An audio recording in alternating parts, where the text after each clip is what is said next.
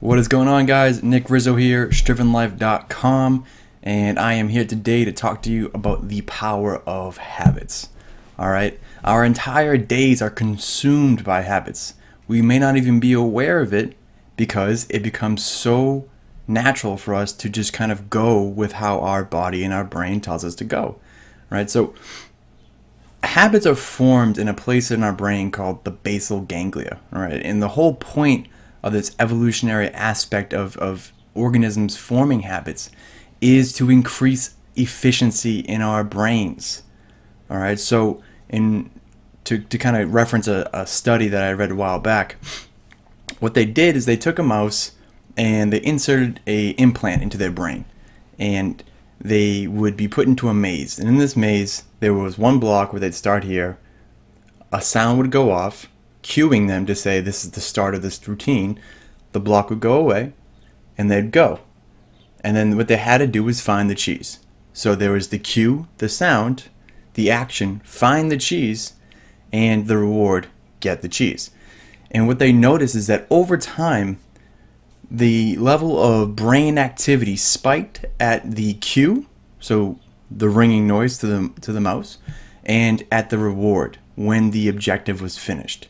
In between, after they've been doing this activity over and over again, they found that brain level activity was significantly lower. And that is the whole point of the basal ganglia, or one of the main points of the basal ganglia, is that it's involved in the formation of habits.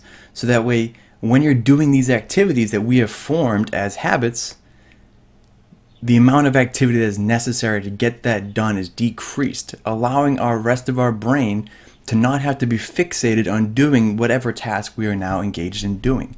All right, our entire days are made up of habits. Your morning routine, your pre-bed routine, what you do when you are cooking dinner or cleaning, or how you sit down when you watch TV versus how you sit down when you're at your computer. We all do things in very particular ways because this is how we've been habitually designed to do them. All right, so now I want to walk you through a series of steps that happens in this thing that we all probably do at least once a day when we leave our house.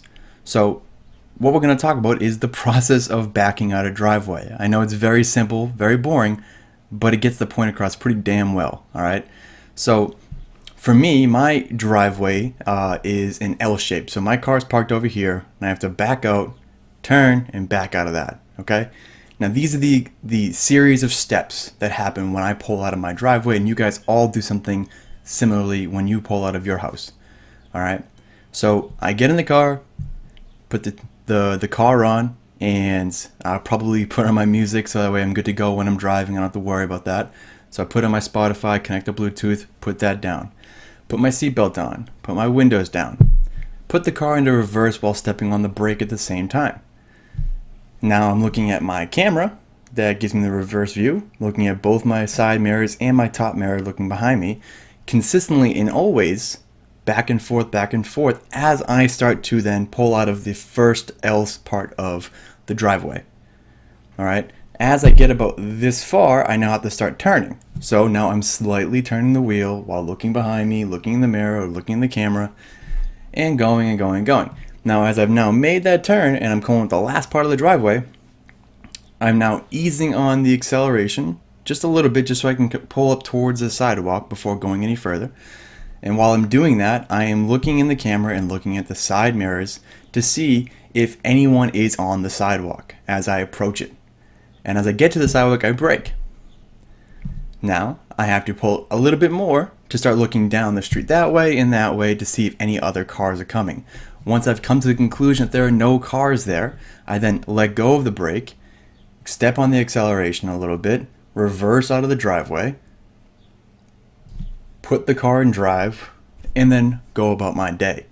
And if you think about it, the number of separate actions happening and the number of actions that are happening simultaneously, it's kind of intense, right? It's a lot, but we don't think about it because we've done it so many times that it is habitually how we handle it, and becomes an efficiency aspect of our brain when our brain makes it a habit versus us every single time having to focus on every single part with our entire brain power as much as possible. It would be absolutely exhausting if we didn't have habit formation. All right. And so because of this, we've now made it so much easier for us to do things, so much more efficient, so much more automatic responses. And the point is, it is so powerful. All right. This is why I'm a big believer in studying habit formation, the science of habit formation, neuroscience, the psychology of habits. Because if you can start to learn and grasp these things firmly, you can start to design your own habits. You can take your bad habits, turn them into good habits. You can take your good habits, find another ideal habit, and piggyback it off of each other.